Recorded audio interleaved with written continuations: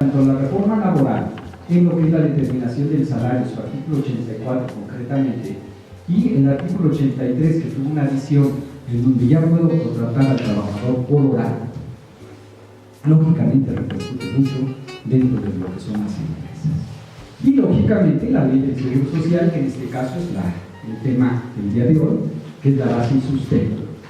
Ante esto también tenemos lo que es la ley del Infonavit, porque hay otro concepto que se llama vivienda, en el cual en sus cédulas de liquidación de cuota obrera patronal, acuérdense que administra el Seguro Social, o sea, qué recauda y administra, y qué recauda pero no administra.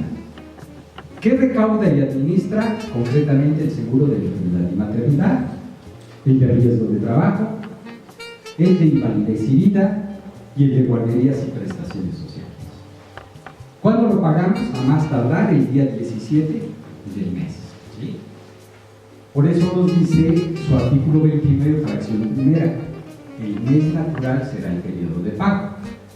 Es decir, lo pagamos siempre por meses vencidos. ¿Qué recauda pero no administra? Lo que es retiro, cesantía en edad avanzada de vejez, que lo administra concretamente lo que ustedes conocen como AFORES, es decir, las administradoras de fondo de retiro, en el cual se plasma el tipo de salario base de cotización que tiene el trabajador, en lo que ustedes conocen como cuenta individual. ¿Qué recauda pero no administra? El concepto de vivienda. ¿Quién lo administra? Concretamente el Instituto Nacional de Fomento de la Vivienda. Entonces, en ese aspecto, la Constitución Política de los Estados Unidos Mexicanos, en su interrelación con el impacto social y financiero, tanto para las empresas como para los trabajadores, se rige siempre desde un punto de vista otras leyes concretamente, ¿de acuerdo? Es decir, la ley del trabajo, la ley de Seguro Social, Infonavit y la ley de los sistemas de ahorro para el retiro. En materia de derechos, ustedes saben que la reforma laboral ahora nos habla sobre el trabajo mínimo, sobre el respeto a las personas. ¿Sí? La Organización Mundial de la Salud y la Organización Internacional de Trabajo protegen mucho al trabajador, sobre todo lo que son riesgos de trabajo. Es el que obtiene el mayor método de protección integral, tanto en prestaciones en especie como prestaciones en dinero. Tan es así que se acaba de publicar en el Diario Oficial de la Federación, el 13 de noviembre del año próximo pasado, con inicio de vigencia a partir del 14 de febrero de este año, el nuevo Reglamento Federal de Seguridad y Salud para el Trabajo, que tiene un impacto financiero en contra de la empresa que no lo lleve a cabo, en una protección integral al trabajador en todo lo que es su medio ambiente. Y su medio ambiente desde el punto de vista hasta del respeto como persona. Entonces, en este caso, la jerarquía de las leyes siempre va a estar, como lo indica sus laminillas en el texto, y lógicamente apoyada, ¿por qué? No solamente por otras leyes, sino en caso de que cuando nos vamos a una demanda concretamente en cualquier tipo de juicio, tenemos lo que ustedes conocen como tesis o como jurisprudencias que nos dan la luz en un momento dado cuando hay algo oscuro o no entendemos o no comprendemos, pero que a través de un juicio se dirige ese tipo de relación inadecuada y se le da la razón a una o a otra parte. Bien. ¿Qué es el IMSS o en dónde encuadra el Instituto Mexicano del Seguro Social en el ámbito tributario? Como ustedes saben, su artículo 2 del Código Fiscal de la Federación concretamente nos indica que las contribuciones se identifican en impuestos y aportaciones de seguridad social. La ley del ISR es precisamente para eso, para los impuestos, porque más impuesto se va a segregar cierta y determinada cantidad, precisamente ¿para qué? Para que se otorguen servicios, concretamente lo que es el Seguro Social. Ese tipo de servicios se van a dar a través del Instituto Mexicano del Seguro Social, que es el organismo público descentralizado, que es el garante prácticamente en el otorgamiento de las prestaciones. Es decir, el Seguro Social viene a ser el instrumento básico de la seguridad social y por medio del cual se da lo que ustedes conocen como finalidad de la seguridad social. Si eres tan amable, hija, ¿quieres leer por favor tu artículo 2 de tu ley del Seguro Social? El 2. Y de ver nada más una persona traba su ley, ¿verdad? La seguridad social tiene por finalidad garantizar el derecho a la salud, la asistencia médica, la protección de los medios de subsistencia y los servicios sociales necesarios para el bienestar individual y colectivo, así como el otorgamiento de una atención que, en su caso, y previo cumplimiento de los requisitos legales, será garantizada por el Estado. Bien, será garantizada por el Estado. Vean, este artículo 2, ¿cómo otorgamos esas aportaciones de seguridad social? Normalmente esas aportaciones de seguridad social, ustedes las pagan, las enteran al Seguro Social en cumplimiento de otra obligación, concretamente su artículo 15, fracción tercera de su ley, que ese artículo 15 es de cabecera para nosotros porque nos habla de las obligaciones patronales. ¿Y cuál es esa principal obligación que tenemos en la fracción tercera? Dice, determinar y enterar las cuotas obrero-patronales. O sea, primero tengo que determinar el salario, tengo que determinar de acuerdo a los porcentajes cuánto voy a pagar y la tengo que enterar. ¿Dónde plasmamos todo eso? En lo que ustedes conocen como cédulas de liquidación. Esas cédulas que también la conocen como depósitos obrero-patronales. ¿Qué sucede en este aspecto? Lo que sucede es que ese tipo de redacción que tiene este artículo 2, que nos habla sobre la finalidad de la seguridad social, nos dice: la finalidad de la seguridad social es garantizar el derecho a la salud. Y el derecho a la salud se otorga a través de prestaciones en especie. ¿Cuáles son las prestaciones en especie que se dan? Asistencia médica, quirúrgica, farmacéutica, hospitalaria, aparatos de prótesis, ortopedia, rehabilitación, atención ginecobstétrica, canastilla, lactancia, etc. Todo aquello que se le da a una persona o a sus beneficiarios para que se proteja la vida, la salud, ¿no? Luego nos dice la protección de los medios de subsistencia. ¿Cómo se protege esos medios de subsistencia? Ustedes tienen por ahí una rama que dice el seguro de enfermedad y maternidad, ¿sí? Y ese seguro de enfermedad y maternidad, ¿cómo se desglosa? ¿Cómo se subdivide? Se subdivide en prestaciones en especie, prestaciones en dinero y gastos médicos a pensionados. Y en este caso, ese tipo de prestaciones en especie, ¿cuánto pagan los jóvenes? En esa rama, el seguro de enfermedad, ¿cuánto pagamos? Que lo conocen ustedes como cuota fija. Acuérdense, seguro de enfermedad y maternidad, prestaciones en especie, prestaciones en dinero y gastos médicos a pensionados. Así se subdivide esa rama. ¿Cuánto pagamos? ¿Te quieres ir, por favor, a tu artículo 106, fracción primera?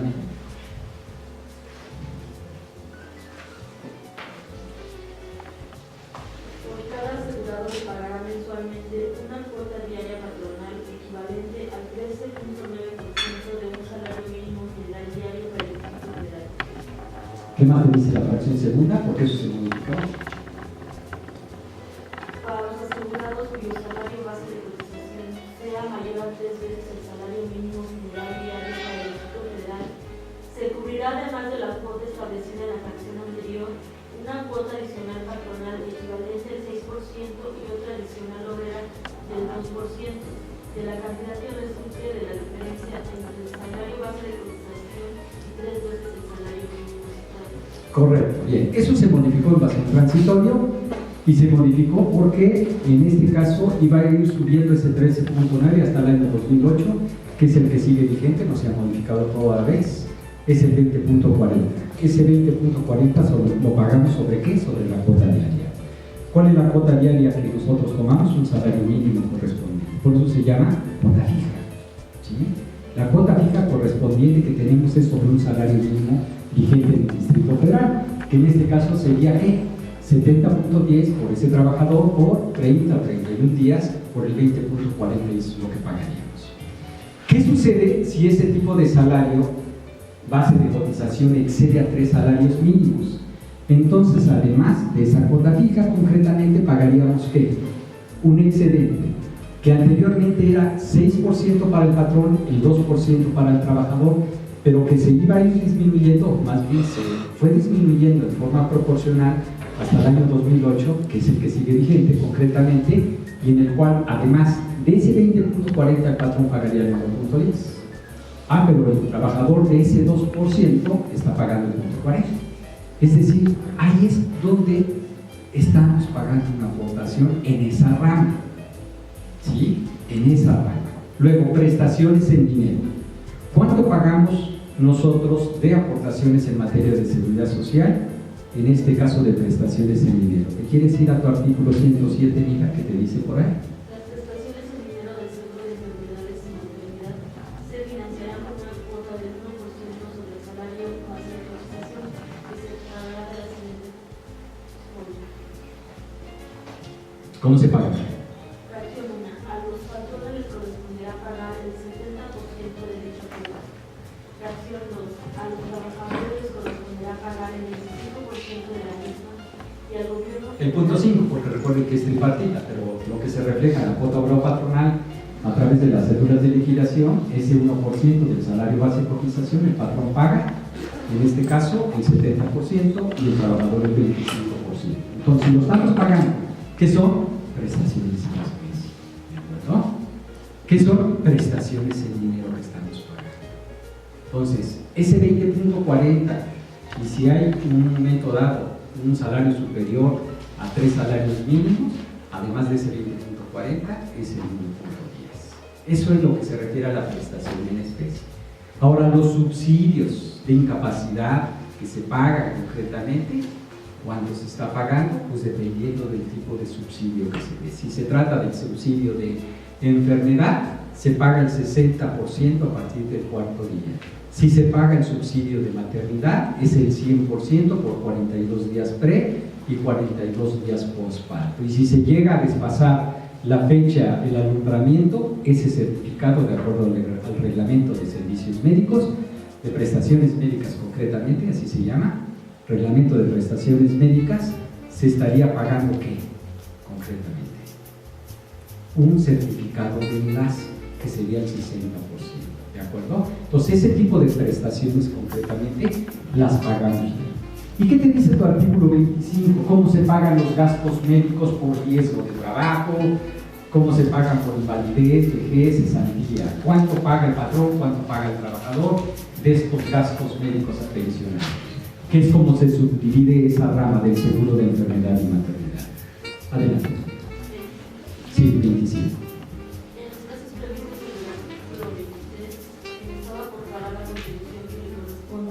En términos de esta ley, independientemente de que la que resulte a cargo del patrón por la valoración actuarial de su contrato, pagando tanto su propia cuota como la parte de la cuota obrera que le corresponda conforme a dicha valoración. Para cumplir las prestaciones en especie del seguro de enfermedades y maternidad de los pensionados y sus beneficiarios, en los seguros de riesgo de trabajo, invalidez y vida, así como retiros de cesantías, edad avanzada y vejez, los patrones, los trabajadores y el Estado aportarán una cuota de 1.5% sobre el salario base de cotización. Y de ese 1.5, ¿cuánto le corresponde al patrón y cuánto le corresponde al trabajador?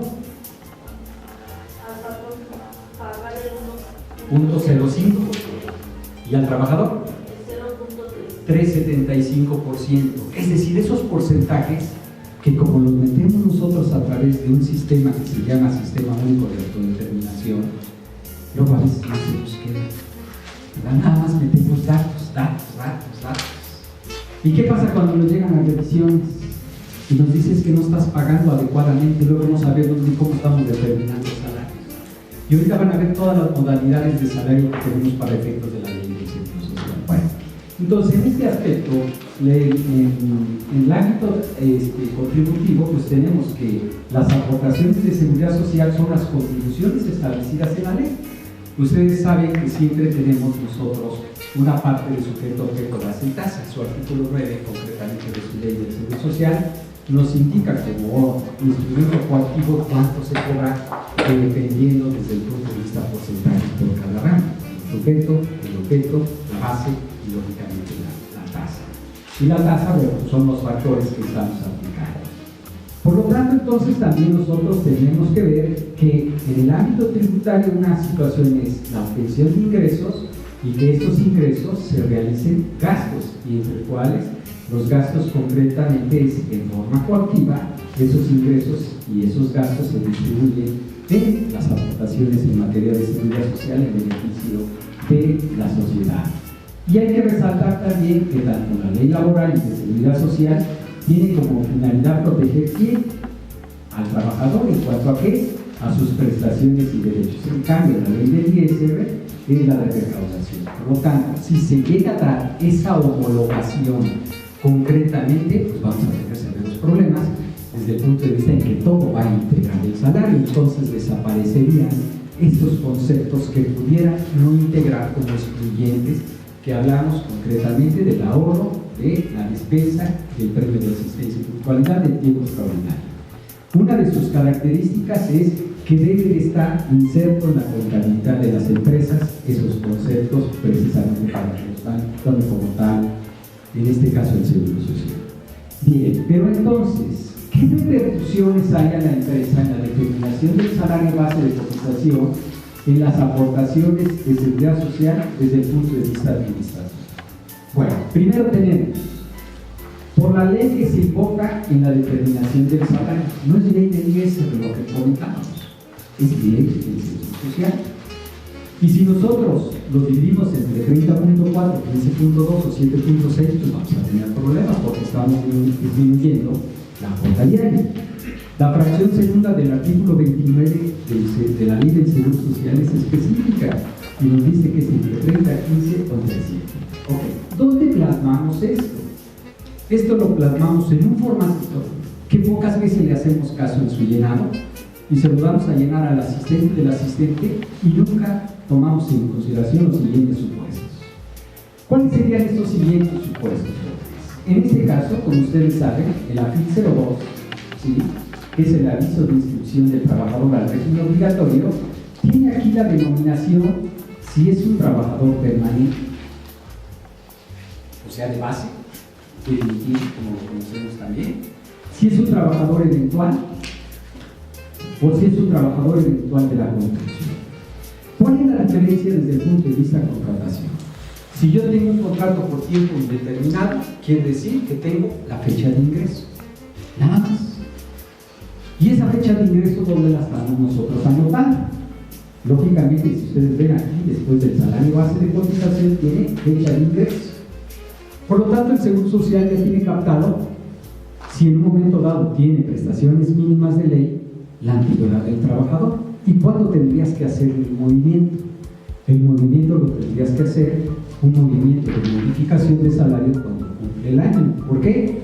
Porque si por el primer año son 6 días, por el segundo serán 8.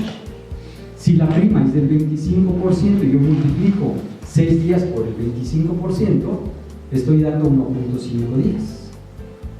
Pero si es de 8 días, son 2 días. Esa diferencia, que son centavitos, nos cuesta miles de pesos cuando son varios trabajadores.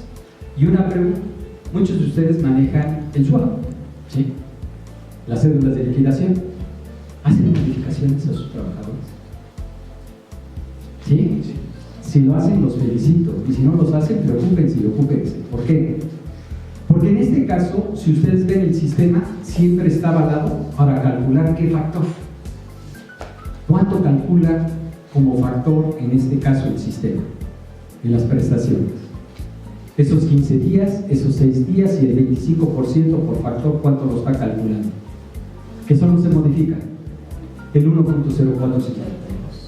Y sea un trabajador de nuevo ingreso, sea un trabajador que tenga 5 o 10 años dentro de la empresa con prestaciones de ley, la cuota que le estemos dando, X, siempre va a estar apareciendo en el sistema como el 1.0452.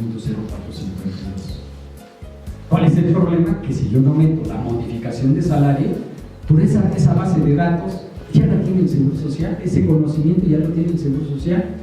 Cuando aplica en este caso sus funciones como autoridad fiscal autónoma, pues lo único que va es a corroborar lo que ya tienen, porque lo tienen en sus cédulas, y lo único que va a hacer es a darle la plena legalidad a través de las actas correspondientes para que te determinen las diferencias que estás teniendo, y ese tipo de diferencias, pues por lógica, se ven en un momento dado en una multa.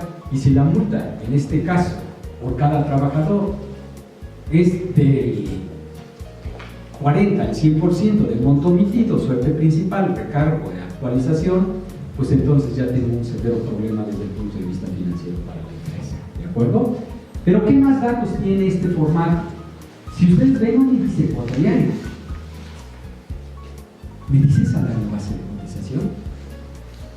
Por lo tanto, el Seguro Social o el Infonavit nunca conocen cómo está determinado el salario hasta que no ejercen sus funciones como autoridad fiscalizadora. ¿Y para esto qué les van a requerir a las empresas? De entrada, ¿qué les requerirían? ¿Han tenido revisiones alguno de ustedes? ¿No? Qué bueno, porque es muy problemático. ¿Pero qué les requerirían? Primero te piden tu nómina, tu contrato individual, tu alta, tu baja, tu modificación de salario, ¿sí? Te piden tus cédulas de liquidación, te piden en este caso tus registros de asistencia y puntualidad, y si se van yendo con la documentación que te están pidiendo, te piden tus estados financieros, tu balanza de comprobación, tu participación de los trabajadores en las utilidades, y van cruzando la información para determinar tanto la antigüedad del trabajador como el tipo de prestaciones y lógicamente las diferencias. Y si tomamos en cuenta que cualquier cantidad líquida exigible en un crédito fiscal prescribe en 5 años, pues ya tenemos severos problemas. ¿Por qué? Porque a 5 años suerte principal, recargo, actualización más multa, pues entonces se nos vuelve una bola de nieve, concretamente una cantidad mínima que puede ser en centavitos, pero que por cada trabajador, pues entonces ya van siendo bastante cantidad en ese aspecto. Pero ¿qué otro tipo de dato tiene? Dice tipo de salario. Es fijo, variable y mixto. ¿Qué entendemos por salario fijo, variable y mixto? Pero también si ven aquí, nosotros tenemos aquí jornada y semana reducida o jornada y semana reducida. ¿Qué entendemos por salario fijo, variable y mixto? Pero no todos juntos, uno por uno. Fijo que recibe un salario al trabajador a cierto periodo y es de manera constante. Ok, hay una base legal, ¿sí? Si eres tan amable, deja tu fracción primera de tu artículo 30. Cuando además de los elementos fijos del salario del trabajador Si quieres percibiera aquí. regularmente. Habla fuerte como si mandaras a tu suegra. Cuando además de los elementos fijos del salario, el trabajador percibiera regularmente otras retribuciones periódicas de cuantía previamente conocida. Cuantía previamente conocida. Esta se sumará, lógicamente, ¿a qué? A tu bono. Por lo tanto, yo digo, tienes 100 pesos y prestaciones de ley. ¿Cuáles son tus prestaciones de ley? Tus 15 días de aguinaldo, tus 6 días de vacaciones y tu prima vacacional, ¿sí? Si nosotros aplicamos el factor de integración, sería el 1.0452, por lo tanto mi cuota diaria sería 100 pesos, pero mi salario base de cotización que estaría insertando aquí sería de 104.52, ¿sí? No me varía. ¿Cuándo me va a variar? En las antigüedades. ¿Por qué me va a variar? Porque va aumentando el número de días. Al aumentar el número de días, de 6 a 8, a 10, a 12, etcétera, por la antigüedad, pues lógicamente me va aumentando la prima vacacional. Porque cuando multiplico el número de días por la prima vacacional, también va aumentando los días. ¿Cuál es la característica del salario variable? Si eres tan amable, tu fracción segunda mía. Si por la naturaleza del trabajo el salario se integra con elementos variables que no puedan ser previamente conocidos, se sumarán los ingresos totales percibidos durante los 2 meses inmediatos anteriores y se dividirán entre el número de días de salario derivado de ese periodo. Si se trata de un trabajador de nuevo ingreso, se tomará el salario probable que le corresponda en dicho periodo. ¿Cuál es su característica? Que no conocemos, en este caso, las percepciones que va a tener el trabajador de acuerdo a una ley. Supongamos, es un agente de comercio, viajante, propagandista, eso lo tiene en su artículo 285 de su ley del trabajo, y en este caso su actividad es la de vendedor y sus ingresos van a ir comparados de acuerdo a las ventas que haga. ¿Qué tendríamos que hacer ahí? Tendríamos que tomar el salario promedio de los 2 últimos meses, dividido entre el número de días correspondiente del mes y de los 2 meses inmediatos anterior, y le sumaríamos las prestaciones de ley. ¿Cuál es su característica? Es esto, ¿verdad? De que en un momento dado es variable. Lo tenemos que estar dando su modificación, sí, por ahí tiene su artículo 34, que nos indica cuándo debemos de modificar un salario fijo variable mixto, qué tiempo tenemos concretamente. Bien, ¿qué nos dice aquí del salario mixto? ¿Qué característica tiene el salario mixto?